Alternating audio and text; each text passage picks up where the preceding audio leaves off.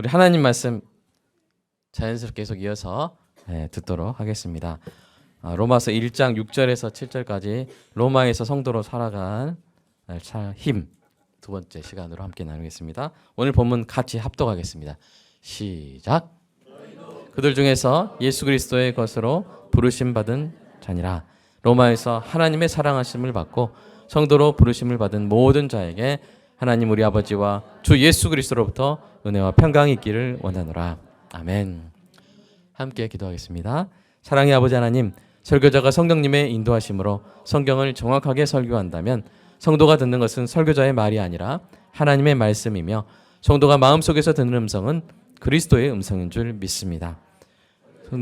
제일 되는 목표는 내 자의 욕구를 만족시키는 것이 아니라 나의 관심을 하나님께 합당하게 돌려서 하나님을 보고 봐요. 하나님께 영광을 돌리는 것임을 고백합니다. 이제 설교를 통해 오늘 나에게 주시는 하나님의 말씀을 받을 때 내 마음이 옥토가 되게 하시고 성령님의 조명하심으로 어이없이 겸손하게 받아 회개할 것은 회개하고 위로받을 것은 위로받고 배워야 할 것은 배움으로써 100배의 열매를 맺게 하소서. 예수님의 이름으로 기도합니다. 아멘. 여러분, 지난주에 우리는 21세기의 로마, 21세기 로마인 우리 대한민국에서 성도로 살아가는 것이 힘들다는 사실을 인정했고요. 우리가 그럼에도 성도로 살아갈 힘의 첫 번째 원천을 오늘 본문에서 찾았습니다. 그것이 무엇이었습니까? 성도가 하나님의 사랑하심을 받았다라는 사실이었죠. 여러분, 그 사랑이 어떤 사랑이었어요? 뭐가 없는 사랑이요? 이유가 없는 사랑이요. 그래서 뭐가 없어요? 끝이 없는 사랑이고, 그래서 또한 끊을 수 없는 사랑이었습니다. 이 사실로 인해 이번 한 주도 여러분 힘차게 살아가시기를 축복합니다. 물론 이제 현실은 쉽지가 않습니다. 아까 소제목 보여주셨나요? 이 인터넷에 이런 말이 유행하죠. 학생 땐 입시 지역, 결혼 후 취업 지역, 취업 후 결혼 지역, 결혼 후 육아 지역, 육아 후 노년 지역, 노년 후 진짜 지역. 그러니까 여러분 유년기 말고는 다 지옥이네요. 그런데 여러분 이럼에도 불구하고 천국과 지옥의 존재를 안 믿는 분들이 신기하죠? 이렇게 대한민국은 지옥 불로 번아웃 되고 있습니다. 번이라는 말이 뭡니까? 타고 있어요. 타버리고 있어요. 이번에는 카메라를 미국으로 돌려보겠습니다. 한 여론조사 기관에서 안타까운 설문조사 결과를 발표했습니다. 지난 1년간 미국 목회자 5명 가운데 2명이요. 목회를 그만둘지 고민했어요. 소명의식의 만족도는 눈에 띄게 떨어졌습니다. 2022년 조사에서 목회자의 52%만이 매우 만족한다고 대답을 했습니다. 이는 2015년 72%에 비해서 20%나 줄어든 수치죠. 현재 교회 사역에 매우 만족한다는 그 비율은 2022년 38%예요. 2015년에는 53%였어요. 15%나 떨어졌죠. 목회자로서 자신감이 처음보다 높아졌는가? 묻는 질문엔 35%만이 그렇다고 답했습니다. 2015년에는 66%였어요. 절반 수준으로 떨어졌죠. 이 여론조사 기관은 목회자의 번아웃 증후군을 우려했습니다. 아까 이게 번이 뭐라고 했어요? 타는 거잖아요. 번아웃. 다 타버리는 거예요. 심신이 지쳐 다 타버린 상태인 번아웃과 다양한 증상의 복합적 상태를 나타내는 이 증후군, 신드롬. 이것을 합쳐서 번아웃 신드롬 이렇게 부르죠. 힘도 의욕도 없는 무기력한 상태의 지속을 말합니다. 그래서 여러분 WHO 알죠? 세계보건기구가 번아웃을 증후군으로 분류했고요. 그 심각성을 인정한 스웨덴은 번아웃이라고 하면 이제 유급 병가를 줍니다. 그리고 질병수당까지 지급하는 증후군에 더 지나가서 더 심각해진 질병으로 봅니다. 이 번아웃은 미국뿐 아니라 최근 몇 년간 우리 사회를 대변하는 단어죠. 스웨덴 스톡홀름 대학의 연구에 의하면 번아웃 상태에서는요, 사람이 부정적인 자극에 대해서 감정을 조절하는 능력이 떨어져요. 우리 예를 들어서 남편이나 아버지가 막 쉽게 막 화를 낼 때 그럴 때는 좀 번아웃을 의심할 필요가 있습니다. 또한 그리스 아리스토텔레스 대학의 연구진은 번아웃된 사람의 실행 기능, 기억력, 주의력이 떨어지는 것을 발견했어요. 여러분은 어떻습니까? 한번 자가 진단해 볼까요? 자, 손접기 게임 한번 해보겠습니다. 손접기 게임. 손병호 게임이라고 말 알아듣나요? 자, 알아들으시나요? 자, 손접기 게임. 자, 옆에 분 보세요. 자, 첫 번째.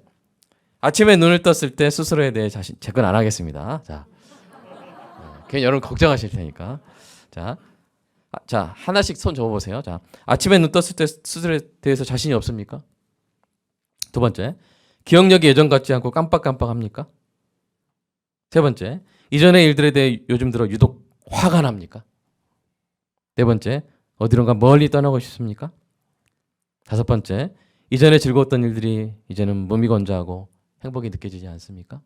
네, 3개 이상. 3개 이상 되신 분들은 번아웃 의심해야 돼요. 잘 보고 기억해 주세요. 네. 근데 사실 번아웃 된 분들은 이런 것도 귀찮아요. 손들기도 귀찮고 접기도 귀찮고. 그래서 체온계를 이용한 간단한 방법이 있습니다.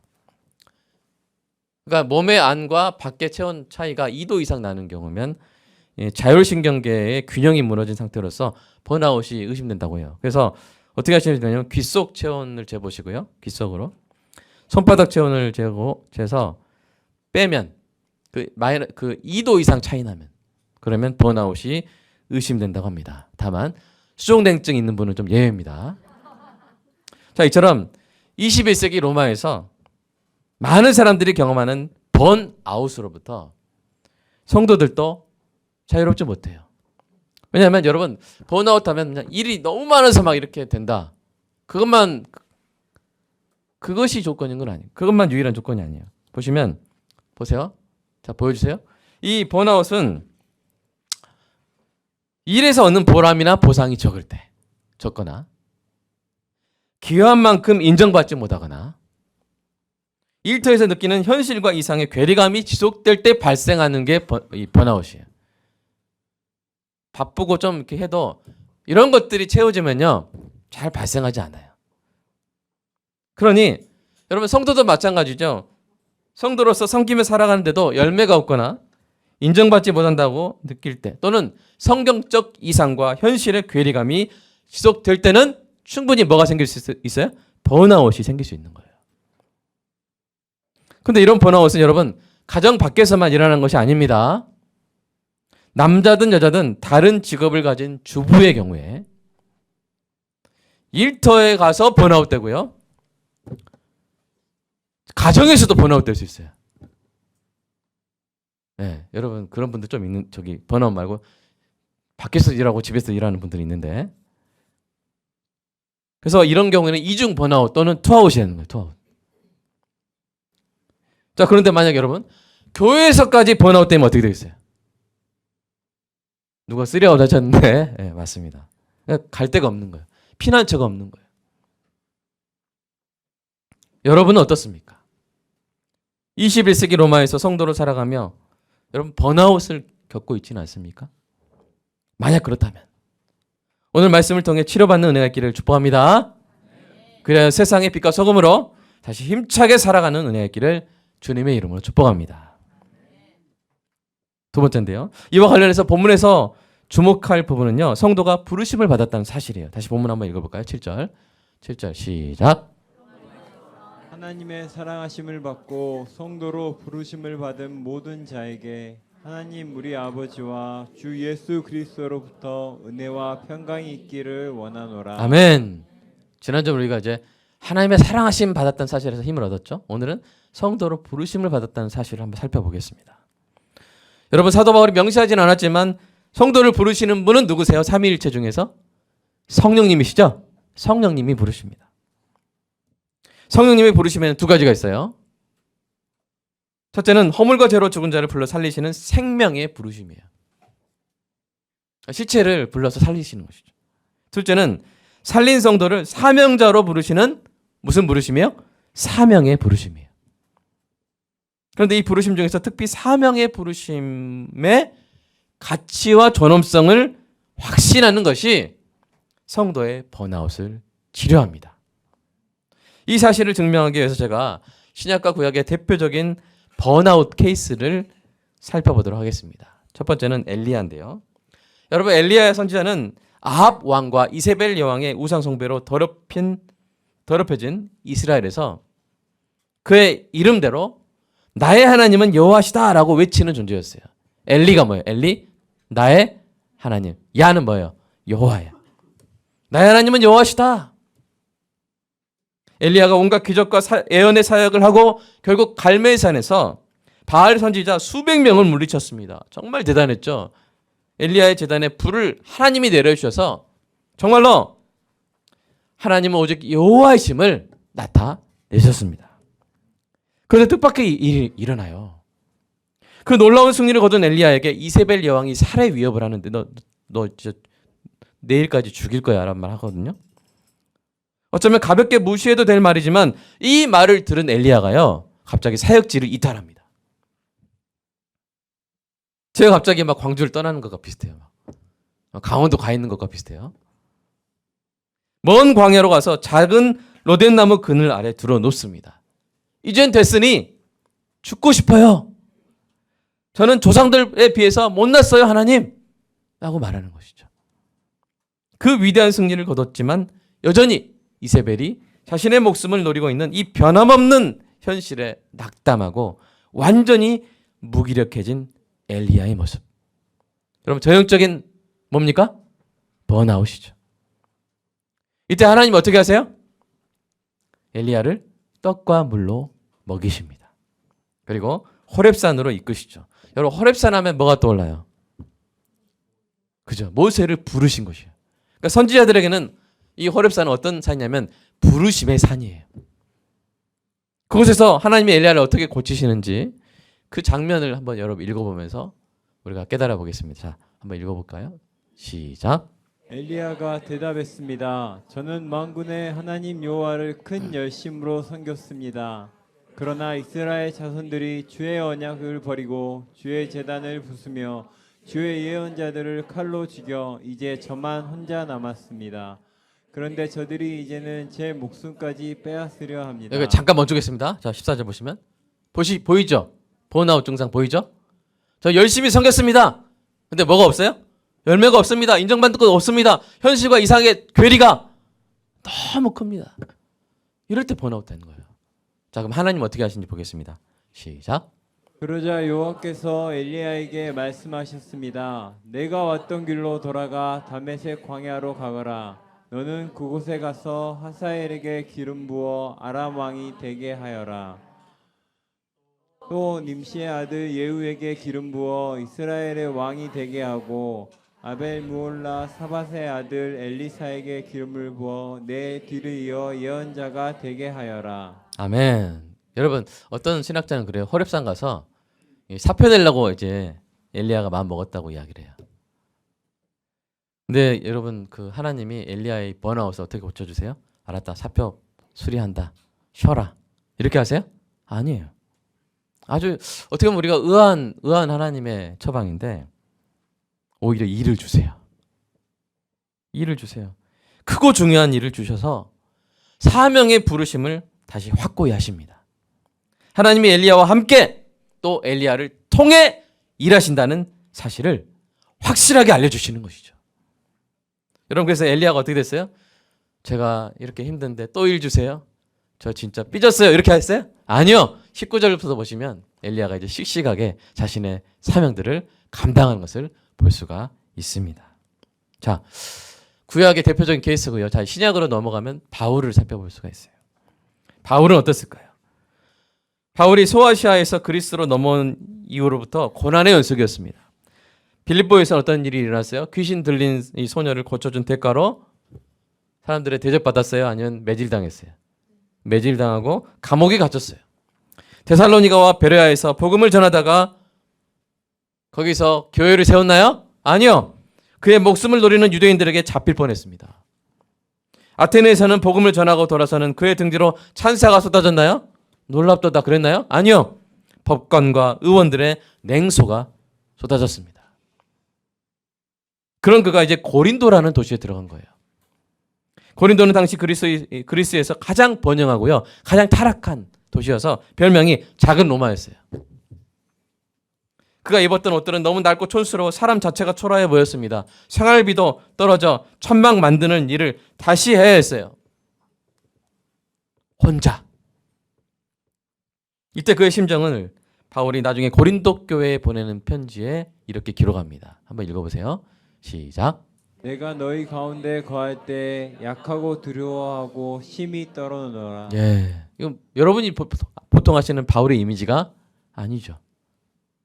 바울은 역사상 가장 위대한 복음 전도자요, 부활하신 예수님이 세워주신 특별한 사도였습니다.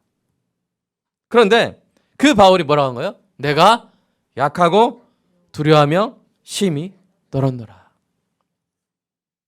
아마도 바울에게도 뭐가 찾아온 거예요? 번아웃이 찾아온 것이죠. 원래 가려고 했던 소아시아를 뒤로하고 성령님의 부르심을 따라 그리스로 넘어왔는데 많은 고난과 냉대와 배척과 위협을 당한 거죠. 열매는 잘 안 보이고 선교의 이상과 현실의 괴리감이 크게 느껴졌을 것입니다. 여러분, 그때는요, 지금 같지 않아요. 지금 어디 가나 십자가가 있잖아요. 그때는요, 예수님을 알고 믿는 사람 자체가 너무 적었어요. 그 거대한 도시 로마에서, 또 고린도에서 예수님을 아는 사람이 적었어요. 그래서 어쩌면 이 바울은요, 사명의 무거운 굴레를 벗어버리고 싶었을 수도 있어요. 새로운 삶을 시작하면 어떻겠냐는 유혹이 독사처럼 바울의 목덜미를 노렸을지도 모릅니다. 그러나 그때에도 하나님이 바울과 함께 하셨습니다. 하나님은 번아웃된 바울에게 필요한 것이 무엇인지 아셨어요. 먼저 동역자들을 막 보내주십니다. 그들은 로마에서 추방되어 온 브리스길라와 아굴라였어요. 들어보셨죠? 마침 그들이 바울과 생업이 같았어요. 그들도 천막 만드는 사람들이었어요. 아주 바울의 일터에 이제 활기가 생겼습니다. 또한 디모데와 실라가 데살로니가 사역을 일단락하고 바울에게 달려왔습니다. 이들이 가져온 소식이 바울에게 큰 힘이 되었는데요. 이때의 바울의 심정이 이 데살로니가 교회에 보내는 편지에 이렇게 기록되어 있어요. 같이 읽어보겠습니다. 시작. 지금은 디모데가 너희에게로부터 와서 너희 믿음과 사랑의 기쁜 소식을 우리에게 전하고 또 너희가 항상 우리를 잘 생각하여 우리가 너희를 간절히 보고자 함과 같이 너희도 우리를 간절히 보고자 한다 하니 이러므로 형제들아 우리가 모든 궁핍과 환난 가운데서 너희 믿음으로 말미암아 너희에게 위로를 받았노라. 그러므로 너희가 주 안에서 굳게 선즉 우리가 이제는 살리라. 예, 여러분 8절은 잘 읽어야 돼요. 진짜 잘 읽으셔야 돼요. 우리가 그럴 때 야, 이제 살겠다 할 때 없어요? 아, 이제 진짜 살겠다. 여러분 그렇게 읽어야 돼요. 우리가 이제는 살리라. 아이고 살겠다. 그래서 이제 살아나기 시작하는 거예요. 하나님의 말씀에 붙잡혀 유대인들에게 예수는 그리스도라고 밝히 증언합니다. 물론 고난은 여전히 이어지죠. 그럼에도 사도 바울이 다시 사명의 부르심에 집중하게 되었다는 사실이 중요합니다. 게다가 이제 열매도 막 생기는 거예요. 바울이 회당에서 복음을 전하다가 유대인들에 의해 쫓겨났음에도 불구하고 디도 유스도라 하는 이방인과 그리스보라 하는 회당장이 예수님을 믿고 바울을 따르게 됐어요. 그리고 난 후에 이제 하나님이 결정적으로 직접 바울을 격려하십니다. 그 부분 한번 읽어보겠습니다. 시작. 밤에 주께서 환상 가운데 바울에게 말씀하시되 두려워하지 말며 침묵하지 말고 말하라. 내가 너와 함께 있음에 어떤 사람도 너를 대적하여 해롭게 할 자가 없을 것이니 이는 이 성중에 내 백성이 많음이라 하시더라. 아멘. 여러분 무엇으로 격려하세요?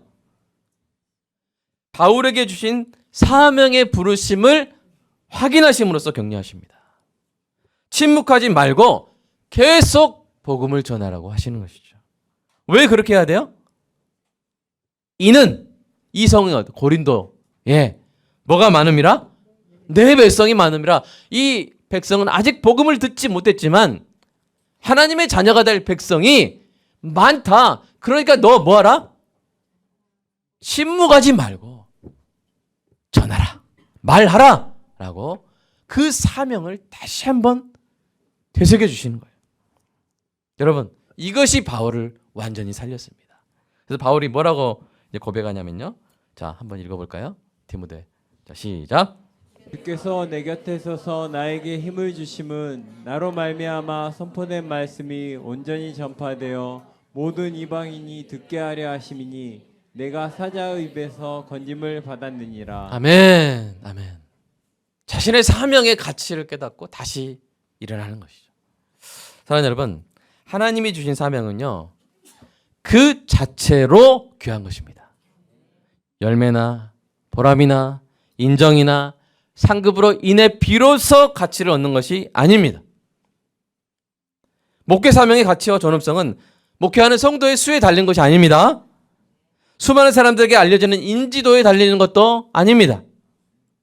전도 사명과 구제 사명의 가치와 존엄성도 그 규모나 사람들의 인정에 달린 것이 아니에요. 존귀하신 하나님이 명하신 일을 하는 것 자체가 귀한 것입니다. 그 가치와 존엄성은 언제나 변함이 없습니다. 그러므로 그 귀한 사명으로 부르심을 받았다는 사실 자체에서 힘을 얻을 때 번아웃에서 회복될 수 있고 예방도 할 수 있는 것입니다. 여러분, 사랑하는 여러분, 여러분이 받은 사명이 얼마나 귀한지 여러분 기억해 보시기 바랍니다. 엘리야가 그로 인해 일어났다니까요. 바울이 그로 인해 살아났다니까요. 여러분도 마찬가지로 거룩한 사명의 부르심을 받으신 줄로 믿습니다. 그 사명이 무엇인지 생각해 보세요. 그 사명 자체의 가치와 존엄성을 묵상해 보시기 바랍니다. 그 사명을 감당하는 것 자체가 얼마나 큰 영광인지 헤아려 보시기 바랍니다. 그러면 번아웃의 끝이 보일 것입니다. 세 번째입니다. 오늘 말씀을 정리하면서 21세기 로마에서 살아가는 성도를 위해 번아웃의 치료와 예방을 위한 성경적인 처방 두 가지를 나누도록 하겠습니다. 첫 번째는 먼저 성령님의 부르심을 확인하는 거예요. 오늘 본문 말씀에서 사도 바울이 하는 것처럼 우리가 21세기 로마에서 여전히 복음을 전하는, 전도하는 이유가 뭡니까? 복음을 전하는 것이 우리를 사랑하사 우리를 위해서 자기 몸을 내어주신 예수님이 우리에게 주신 사명이기 때문이죠. 귀한 분이 주신 사명이기 때문에 귀한 것입니다. 성령님께서 복음으로 우리를 부르셔서 우리가 살았고 그렇게 살아난 우리에게 그 복음을 전하라는 사명을 주셨기 때문입니다. 여러분, 이 사명대로 사는 것 자체 가치와 존엄성이 있는 줄 믿으시기 바랍니다. 여러분, 아시아에서 많은 결신자를 얻는 선교사님과 중동에서 그 척박한 땅에서 평생 한두 명의 결신자 얻기도 힘든 선교사님 중에 누가 더 귀하고 누가 덜 귀하다고 판단할 수 있어요? 없어요? 없어요. 여러분, 사명 자체가 귀한 것입니다. 그 사명을 감당하고 있는 것 자체가 존귀한 것입니다. 사랑하는 여러분, 여러분이 부모의 자리를, 그 역할을 지키고 있는 것 자체가 귀한 겁니다. 자녀에게 줄 수 있는 수저의 성분에 따라서 여러분의 존귀함이 달라지는 거 아니에요. 여러분이 금수저를 줄 수 있다고 여러분이 금부모고, 여러분이 은수저를 줄 수 있다고 여러분이 은부모입니까? 저는 동부모입니다. 저는 목부모입니다. 그렇게 할 수 있어요? 아닙니다.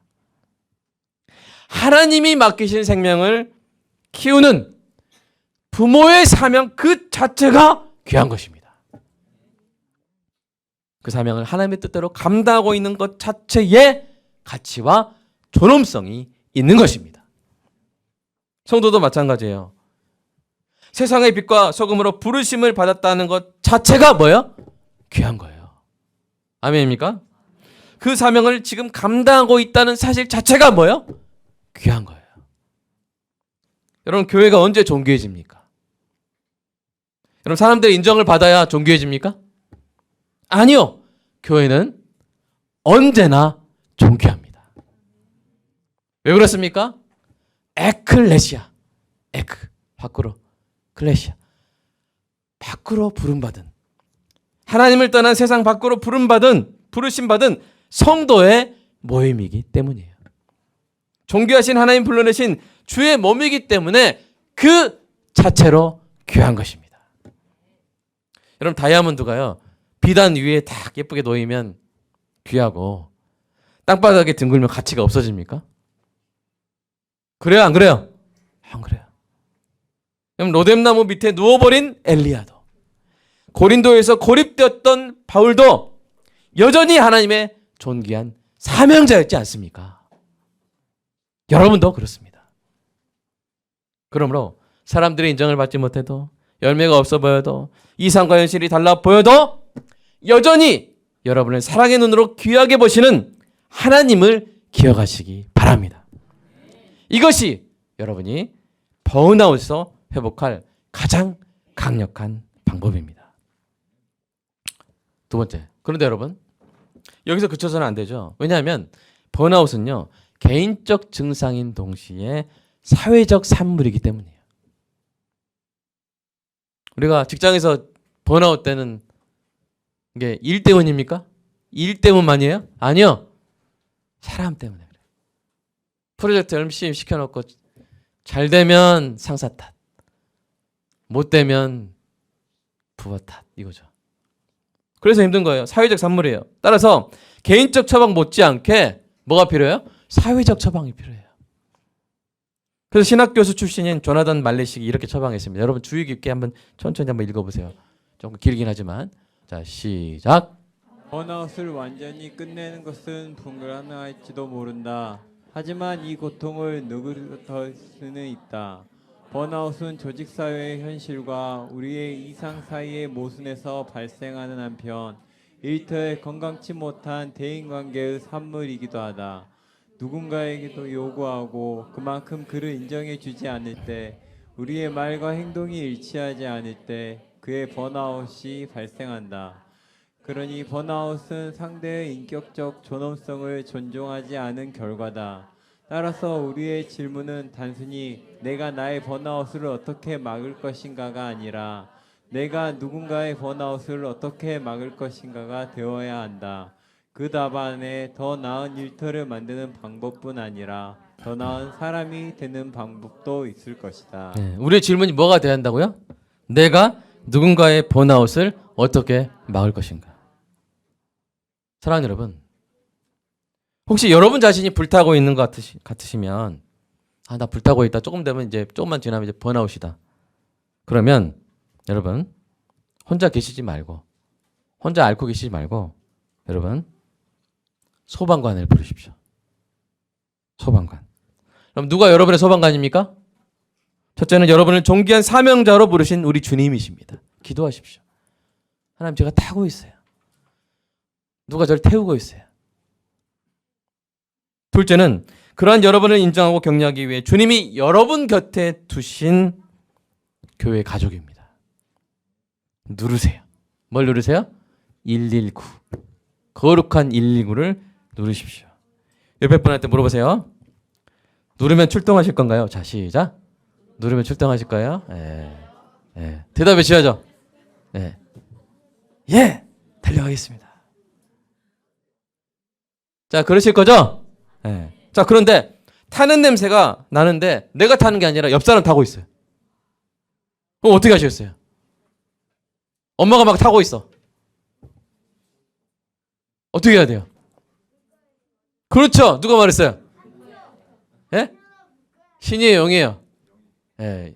용이가 용하게 잘 대답했고 신이도 신나게 대답했어요. 자, 다 타서 번아웃 될 때까지 내버려두면 돼요, 안 돼요? 안 되죠. 화재 현장을 발견한 소방관처럼 즉시 뭐 해야 돼요? 출동해야 돼요. 그렇죠. 인정과 격려의 소화수를 가득 싣고 달려가야죠. 우리 교회도 소화수 있잖아요. 우리 장로님들 커피 컵 안에 이렇게 담아온 그게 소화수예요. 한잔 하시죠 하면서 타던 게 치시 꺼져요. 여러분, 하나님이 엘리야에게 하신 것처럼 밥을 사줘야죠. 그죠? 하나님이 바울에게 하신 것처럼 함께 있어줘야죠. 여러분, 그렇게 하시겠습니까? 그렇다면 옆에 있는 가족에게, 교회 가족에게 이렇게 말씀해 주시기 바랍니다. 시작. 신고하세요. 당신의 소방관이 되어드리겠습니다. 그렇게 진짜 진심에서 나온 말씀이죠? 소방관이 되어주세요. 소방관이 되어주세요. 여러분 지금은 코로나 팬데믹을 지나서 번아웃 팬데믹이라고 합니다.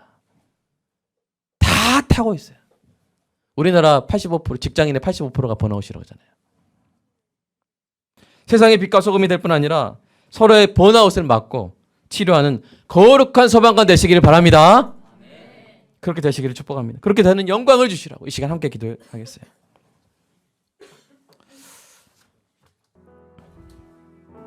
여러분 그 로마에서 신앙생활하는 성도에게요 사도 바울이 말하고 있는 것이죠. 우리는 성도로 부르심을 받은 자라고. 21세기 로마인 우리 대한민국 얼마나 사람을 태웁니까? 지옥불에 타고 있는 사람들, 번아웃 때가 있는 사람들, 목회자들도 같이 타고 있죠. 이 시대 우리가 알아야 될 것은 거룩한 하늘의 소화수가 있는데 그것이 바로 네가 지금 하고 있는 일 그 자체가 귀한 것이다. 성과, 열매, 인정, 현실과 이상의 괴리감, 그것 때문에 네가 지금 그 일을 감당하고 있는 그 가치와 존엄성이 사라지는 것이 결코 아니다. 내가 너에게 사명을 주었다 라고 말씀하시는 하나님의 그 음성을 듣는 것이야말로 우리가 번아웃에서 벗어날 수 있고 예방할 수 있는 놀라운 능력인 줄로 믿습니다. 또한 이 번아웃이 사회적 산물이기 때문에 인간관계에서 대부분 오는 것이기 때문에 우리가 서로를 위해서 서로가 타고 있을 때 꺼줄 수 있는, 아내가 남편의 번아웃을 꺼주고 남편이 아내의 붙은 불을 꺼줄 수 있는, 부모가 자녀의 불을 꺼주고 자녀가 부모의 거를 꺼줄 수 있다면, 그러한 운동이 우리 교회에서부터 시작된다면 어쩌면 번아웃의 팬데믹마저도 막을 수 있지 않겠습니까? 우리에게 그런 거룩한 소방관이 되는 은혜가 있게 해달라고 이 시간 함께 기도하겠습니다. 주님 감사합니다. 주님, 나를 목사로 불러주신 것 그 자체가 귀하다는 사실, 그 부름에 순종하여 섬기고 있다는 것 자체가 가치와 존엄성이 있다는 사실을 주님 제가 잊지 말게 하여 주시옵소서. 사랑하는 성도들이 마찬가지로 각자의 삶의 현장에서 부르심받은 그 직장에서의 그 소명이 그 자체가 귀하다는 사실 주님 잊지 말게 하여 주시옵소서. 때론 열매가 없어 보이고 때론 사람들이 인정해 주지 않는 것 같고 때론 이상과 현실이 크다 할지라도 그러나 주님이 우리를 부르셨고 여전히 오늘 내가 가르칠 학생이 있고 여전히 오늘 내가 치료할 환자가 있으며 여전히 오늘 내가 상대할 내가 도와줄 고객이 있고 오늘 내가 키워야 할 자식이 있으며 오늘 내가 효도해야 될 부모가 있음으로 인하여 하늘에서 오신 신성한 부르심이란 사실로 인하여 그 모든 번아웃에서 회복될 수 있는 은혜가 있게 하여 주시옵소서. 하나님, 더 나아가 하나님, 이 번아웃이 사회적 산물이기 때문에 하나님 우리가 서로의 불을 꺼주기를 소망합니다. 하나님이 바울을 위해서 부르신 브리스길라와 아굴라, 디모데와 실라가 바울의 불을 끄는 중요한 역할을 했던 것처럼 하나님 우리가 서로의 불을 꺼줄 수 있는 거룩한 소방관이 되게 하여 주시옵소서. 때로는 차 한 잔이, 때로는 커피 한 잔이, 때로는 밥 한 끼가, 때로는 함께 있어주는 그 10분의 시간이, 때로는 그 고통을 들어주는 1시간의 경청의 시간들이 사랑하는 성도에게 붙은 21세기 로마에서 솟구쳐 나오는 그 유황불 같은 그 불에서 번지는 놀라운 생명수가 됨을 하나님 고백합니다. 우리가 알게 하여 주시옵소서. 우리가 이 땅 가운데 불타고 있는 사람들을 소방관의 눈으로 볼 수 있는, 거룩한 소방관의 눈으로 볼 수 있는 은혜가 있게 하여 주시옵소서.